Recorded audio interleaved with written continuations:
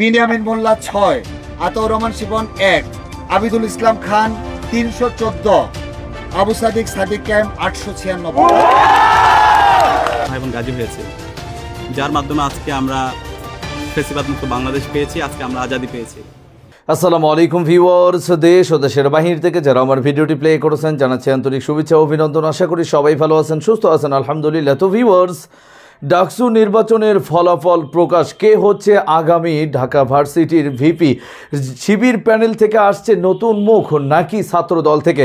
Automatically ফলাফল প্রকাশের আগেই কিন্তু তারা অব্যাহতি দিয়েছে ছাত্র দলের নেতাকর্মীরা। তারা ভোট কারচুপির অভিযোগও তুলেছে। আসুন কি হতে যাচ্ছে ফলাফলের বিস্তারিত আপডেট জানবো রিপোর্টে। সো ভিডিওতে যাওয়ার আগে ছোট রিকোয়েস্ট করবো, যারা চ্যানেলটি সাবস্ক্রাইব করেননি সকল আপডেট সবার আগে জানতে অবশ্যই চ্যানেলটি সাবস্ক্রাইব করবো। আশা রাখবেন দর্শক। আসুন স্ক্রিনে বিনিয়ামিন মোল্লা 6, আতাউর রহমান শিবন 1, আবিদুল ইসলাম খান 314, আবু সাদিক ক্যাম্প 896।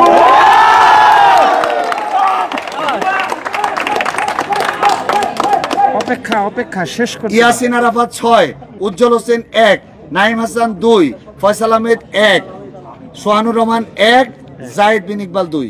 ওকে।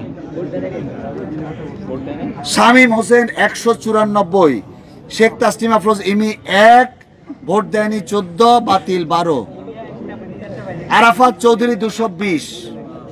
সাধারণ সম্পাদক বলে দিয়েছে। হ্যাঁ, জিএসটা বলে দিন। ও ওই যে সাধারণ, ওই ফাইন, ওরে দিয়ে শুরু হয়েছে, অসুবিধা নাই। জিএসএ আসছে। আরাফাত চৌধুরী 220, আল সাদি ভুঁইয়া 29, এনামুল হাসান 2, এস এম ফরহাদ 670। এবং জিএস 2 পদেই শিবিরের যে প্রার্থী তারা বিজয়ী হয়েছেন এবং এই বিষয়টি যিনি জানিয়েছেন তার কাছ থেকে প্রাপ্ত যে খবর সেটা আপনাদেরকে জানানোর চেষ্টা করব। আপনাদেরকে খুব সহজভাবে একটা বিষয় জানিয়ে নিই যে ভোট দেওয়া শেষ হয়েছে কখন আপনারা জানেন, তখন থেকে এখন পর্যন্ত সাংবাদিকরা সবাই সেখানে দাঁড়িয়ে আছেন এবং তারা অপেক্ষা করছেন যে ভোট গণনা শেষে ফলাফল জানার জন্য। আপনাদের কি মনে হয় যে ঢাকা বিশ্ববিদ্যালয়ের মতো ছোট্ট একটা জায়গায় অল্প কিছু ভোটার নিয়ে একটা ভোট সম্পন্ন হওয়ার পরে সেই ভোট গণনা করতে করতে এত রাত লাগার কথা কিনা? এখানে যে বিষয়গুলো হয়েছে সেটা হচ্ছে মানে গোয়েন্দা সংস্থার সাথে খেলা করে আমাদেরকে মজার বানরের খেলা দেখাচ্ছেন। তাদের দাবি হচ্ছে যে এখন যদি নাকি ফলটা ঘোষণা করা হয়, আমি যেমনটা জানিয়েছি যে ভিপি এবং জিএস 2 পদে শিবিরের প্রার্থী বিজয়ী হয়েছেন, এটা যদি প্রকাশ করা হয় সেক্ষেত্রে ছাত্র দলের পক্ষ থেকে তারা ঢাকা শহরের সব জায়গায়, তাদের ঢাকা বিশ্ববিদ্যালয়ের আশপাশে বিভিন্ন জায়গায় তারা অবস্থান নিয়েছে এবং সেখানে বিশাল পরিমাণের তাদের নেতাকর্মীরা সেখানে আছেন। তারা বিশৃঙ্খলা করবেন এবং সেটা যদি করা হয় তাহলে তৃতীয় পক্ষ এখানে সুযোগ নেবেন। আরে বেটা, এই গোয়েন্দা সংস্থা এখন উপরে যারা আছে সবই তো তৃতীয় পক্ষ। আপনারা এখানে এসে এইসব এই হুজুরগিরি দেখাইতে এসে আমাদেরকে ভুলভাল বোঝায়েন না। তো ফলাফল যা হয়েছে সেটা জানাইতে হবে। এই দেশের মানুষ, শেখ হাসিনা এর আগে ওই নুরু ভিপি হয়েছিল, ওই সময় তারা চেয়েছিল সবগুলো ভোটই তারা নিয়ে নিবে, শেষ পর্যন্ত পারে নাই। ভিপি নুরুকে তারপর দেখেছে যে একটা দেই তাহলে আর পিছনের গুলো নিয়ে কোনো হবে না, ওরে ভিপি বানায় রাখো, তার কাজ যা করার তোমরাই করবা, সেটাই হয়েছিল। শেখ হাসিনা এখন বাংলাদেশে নাই। শেখ হাসিনা সেই রাতের ভোট, তারপরে হচ্ছে গিয়া ড্যামি ভোট, ভোটারবিহীন ভোট, এইসব ভোট আর এই দেশে হবে না। যেটা ফলাফল হবে সেটা করতে হবে। কেউ যদি বিশৃঙ্খলা করে, মনে করেন ছাত্রদল যদি নাকি মনে করে যে তারা বিশৃঙ্খলা করে তারপরে জিতে যাবে, বিশৃঙ্খলা করে তারপরে তাদের ভালো কিছু হবে, তাহলে হোক, কোনো সমস্যা নাই। আপনি যদি নাকি তৃতীয় পক্ষকে সুযোগ দিতে চান তাহলে আপনি সুযোগ দেন। আপনার যদি ভালো হয় তাহলে হোক। আমরা এত তৃতীয় পক্ষের নিয়ে এত ভয় পায় লাভ কি? আপনারা আসতে দেন, গোয়েন্দা সংস্থারে নিয়ে আবার সেনা শাসন আসতে দেন, তারপরে আওয়ামী লীগকে আবার ফের পুনর্বাসিত করতে দেন, কোনো সমস্যা নেই। ভাই, হিসাব খুব পরিষ্কার। এই দেশের মানুষ, সারা বাংলাদেশের মানুষ আজকে আপনাদের নির্বাচন দেখেছে। এক মহিলা এসে বলল, তিনি ফোন করেছেন, হয় ফোন করে তারপরে দেখেছেন এই হয়ে যাচ্ছে। একজন তার বান্ধবী একজন ফোন করে বলেছেন যে ভিতরে ক্রস চিহ্ন দেয়া, সেখানে সারা দেশের সব মিডিয়া আজকে আপনার এখানে ছিল। এক একটা টেলিভিশন পত্রিকার 8টা 10টা করে টিম সেখানে কাজ করেছে। কারোর চোখে কোনো কারচুপি পড়লো না? এর আগে আমরা দেখি নাই কারচুপি নির্বাচন। এর আগে ওই ভিপি নুরো যেবার ভিপি হইলো, সেবার আমরা দেখি নাই কিভাবে সব বের করে দিয়ে ছাত্র দলের লোকজন সেখানে করছে। একজন প্রক্টরকে ধরা হইলো, এগুলো তো সব মিডিয়াতে চলে এসছে। এবার তো আরো বেশি স্বচ্ছ ছিল। এবার ধরার জন্য তো কোনো মানে এই সায়েন্স দরকার নাই। যে মানুষগুলো সেখানে ছিল, যে মিডিয়াগুলো ছিল, সবাই ধরতে পারতো। একটা প্রমাণ নাই। আপনারা কারচুপি নির্বাচন বলে তারপর একটা, আর ভাই আপনারা যে হারবেন এটা তো আমরা আরো প্রায় 1 মাস আগেই জানি যে আপনারা হারবেন। এটা নিয়ে এত নাটক টাটক করে তো লাভ নাই। যদি জোর করে এখন কোনো ধরনের করাইতে চান কিংবা মনে করেন রেজাল্ট দেওয়ার পরে আপনারা সারা বাংলাদেশে একটা বিশৃঙ্খলা, ঢাকা বিশ্ববিদ্যালয়ের আশপাশে একটা বিশৃঙ্খল পরিস্থিতি তৈরি করতে চান, বাংলাদেশের মানুষ আপনাদের এগুলো ভালোভাবে নেবে না। এর আগে শেখ হাসিনা যত জোর করে যত ভোটে নির্বাচিত হয়ে এসছেন, সেগুলোর পরিণাম কি এই দেশের মানুষ দেখেছে। তার চাইতে বরং প্রস্তুতি নেন। ভাই এখনো রেজাল্ট হয় নাই, আপনি যেহেতু জানেন না, আপনার কাছে যেহেতু আসে নাই, তো প্রস্তুতি নেন। বিজয়ী হলে আপনি বিজয় মিছিল করবেন, বিজয়ী না হলে সুন্দর করে একটা নতুন কালচার তৈরি করেন। বিজয়ী প্রার্থীকে ডেকে এনে তাকে ফুল দিয়ে তাকে বলবেন যে আমাকে শিক্ষার্থীরা চায় নাই, লেটস ট্রাই নেক্সট টাইম, আমার এবারে দরকার নাই তো এটা নিয়ে এত কিছু করার। তো আপনি সেটা করেন। সেটা না করে এখন আপনি চাপ দিচ্ছেন আরেক গণেশ চন্দ্র রায়। আর গণেশ চন্দ্র রায় ঢাকা বিশ্ববিদ্যালয়ের ছাত্র দলের সভাপতি হইলো কেমনে? আমি হিন্দু মুসলমান নিয়ে আলাদা করতে চাই না, কিন্তু এই গণেশ এইদিকে আরেক চাঁদাবাজ আছে হচ্ছে এই যে নিতাই রায়ের যে মেয়ে নিপুণ রায়ের তার বাপ গোয়ারশর। এই গোয়ারশর আর নিপুণ রায় এই দুইটার মানে চাঁদাবাজিতে ওই ট্যানারি পট্টি টটি ওই সাইডের এলাকার লোকজন পাগল। প্রতিদিনই কোনো না কোনো জায়গা থেকে এদের নিয়ে খবর আসে। এখন ভাই সমস্যা তো হইলো এরা এখানে চাঁদাবাজি করবে, সবার ইন্ডিয়াতে একটা করে বাড়ি থাকবে।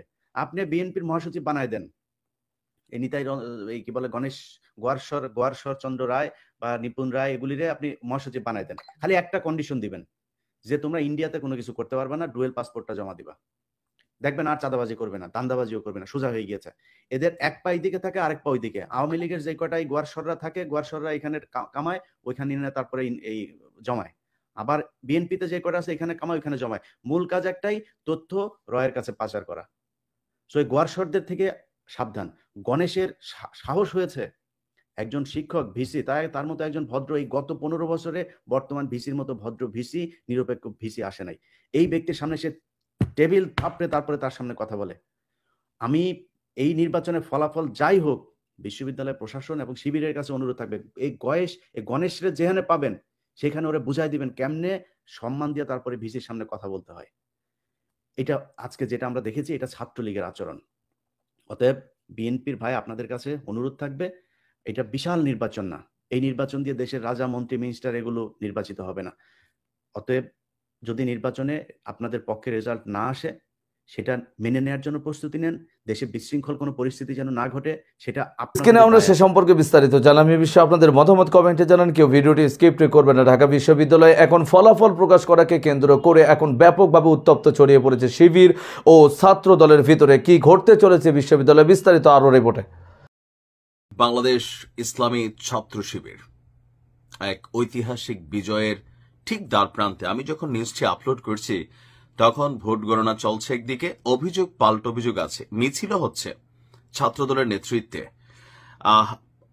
টোটাল সিস্টেমে বা এ পর্যন্ত আমরা যতগুলো নিউজ দেখছি বা প্রেডিকশন যা বলছে, এর নির্বাচনে বাংলাদেশ ছাত্র শিবির যাদের যে প্যানেল আছে, সাদিক কায়েম এবং এস এম ফরহাদের নেতৃত্বে যে টিম, তারাই আগামীতে ডাকসুকে শাসন করতে যাচ্ছে বলি বা ধরে নেতৃত্ব দিতে যাচ্ছে। তো অলরেডি ফলাফলটা কাউন্টিং অবস্থায় বেশ কিছু গোলযোগের বিষয় আমরা দেখলাম, যে ছাত্রদলের ঢাবির যিনি সম্ভবত সভাপতি আছেন, তার সাথে ভিসির উত্তপ্ত বাক্য বিনিময়, টেবিলে থাবড় চাবড়, এগুলো নজরে আসছে। পাশাপাশি শিবিরের প্রার্থীর প্রতি যে প্রক্টর ছিলেন, ওনার যে সৌহার্দ্যপূর্ণ আচরণ, এই অভিযোগ আছে ছাত্রদলের। কয়েকটা ফুটেজও আমরা দেখলাম। এর পাশাপাশি ভোট গণনার সময় সাদিক কায়েম প্রবেশ করেছেন, আবিদকে প্রবেশ করতে দেওয়া হয়নি, এইরকম বেশ কয়েকটা অভিযোগও আছে। জরুরি সংবাদ সম্মেলন এই মুহূর্তে ছাত্রদলের পক্ষ থেকে করা হচ্ছে, আবার পাশাপাশি ছাত্র শিবিরের পক্ষ থেকে করা হচ্ছে। সাদিক কায়েমরা আমরা আবার দেখলাম যে একটু আগে সংবাদ সম্মেলনটা বাহিরে আছে। আবার ভোটের মানে গণনার সময় হঠাৎ করে এলইডি স্ক্রিন বন্ধ হয়ে যাওয়া, তো সেখান থেকে আরেকটা হট্টগোলের বিষয় সামনে আসছে। ওভারঅল আজকের এই নির্বাচনে শিবির সমর্থিত শিক্ষকরা ছিলেন বা শিবিরকে জিতানোর জন্য নির্বাচন করা হয়েছে, অভিযোগ ছাত্রদলের। পাশাপাশি আপনি অন্যান্য যারা এখানে মানে পরাজয়ের দিকে আছেন যে সকল প্রার্থীরা, তাদেরও কিন্তু মোটামুটি একটা বড় অভিযোগ যে টোটাল এই ঢাবি ভিসি প্রশাসন বেসিক্যালি আপনার শিবিরকে সাপোর্ট করেছে। এখন প্রশাসনের সাপোর্টে কি পাশ করা যায়, মানে ভোট গণনাতে কি কারচুপি করার সুযোগ আছে, এই জায়গাতে কিন্তু সুযোগ নেই। মোট কথা হচ্ছে ভোটাররা, স্টুডেন্টরা যাকে ভোট দিয়েছে সেই ভোটটা সুষ্ঠুভাবে গণনা হচ্ছে। সেটা হচ্ছে জরুরি। তো ওভারঅল দেখেন, যারা পরাজিত হয় তাদের কাছে নানান বক্তব্য থাকে, তবে শিবিরের যে বিজয়টা, আমি জানি না যে একটু পরে আমাকে ভিডিওটা ডিলিট করতে হবে কিনা, কিন্তু টোটাল পারসেপশন আমি যতগুলো গণমাধ্যমকে দেখছি বা পরিচিত বেশ কয়েকজন যারা ঢাবিতে কানেক্টেড আছেন, প্রত্যেকেরই বক্তব্য যে ভাই ইনশাল্লাহ দোয়া রাখবেন, ছাত্র শিবিরের যে প্যানেল সেটাই বিজয়ী হতে যাচ্ছে। এখন তারা আগে থেকে কিভাবে জানে? আগে থেকে জানে না, তারা তাদের যে ভোট ব্যাংক সামহাউ, এখানে 39,000 সামথিং যে ভোট ব্যাংক ছিল, পুরো ভোটটা কিন্তু কাস্ট হয় নাই। টোটাল 60 থেকে 70%, কোন কোন কেন্দ্রে একটু বেশি, কোন কোন কেন্দ্রে একটু কম, ওভারঅল 60 থেকে 70% স্টুডেন্টরা ভোট দিয়েছে। আর এখানে সারাদিন তো অভিযোগ ছিলই, এখনো অভিযোগ নিয়ে আলোচনা চলছে। তবে অগ্রিম যে বার্তা চলে আসছে যে শিবির বিজয়ী হতে যাচ্ছে, এটা আর কিছুক্ষণ পরে আনুষ্ঠানিকভাবে ঘোষণা করা হবে। যদিও ঢাবির আশেপাশে আমরা রাজনৈতিক দলগুলোর নেতাকর্মীদের দেখতে পাচ্ছি, ছাত্রদলের বক্তব্য সারা বাংলাদেশ থেকে শিবিরের নেতাকর্মীরা সেখানে আসছে, ঘেরাও করে রাখছে। আবার ছাত্রদলের বিরুদ্ধে শিবিরের বক্তব্য যে মির্জা আব্বাস সাহেব কেন আসলেন, আবিদ কেন ভিতরে ঢুকলো, আবিদের বক্তব্য আমি তো ঢুকতে পারলাম না, মানে আছে, এটা থাকবেই। আবার ঢাবির যিনি ভিসি আছেন তিনি বেসিক্যালি আপনার জামাত সমর্থিত একজন ব্যক্তিত্ব, এটাও কিন্তু ছাত্রদলের দাবি আছে।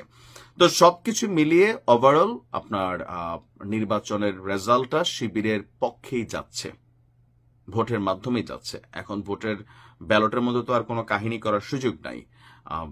এখন এটা হয়তো আপনারা একটু পরে আনুষ্ঠানিক ঘোষণা পাবেন। তো কংগ্রেচুলেশন, দেখা যাক কি হয়। দর্শক, স্ক্রিনে আমরা সে সম্পর্কে বিস্তারিত জানলাম। সো ভিডিও এই পর্যন্ত, ভালো লাগলে লাইক অ্যান্ড কমেন্টস করবেন। দেশের সকল আপডেট সবার আগে জানতে অবশ্যই চ্যানেলটি সাবস্ক্রাইব করে পাশে রাখবেন। দেখা হবে পরবর্তী ভিডিওতে ইনশাআল্লাহ। আসসালামু আলাইকুম ওয়া রাহমাতুল্লাহ।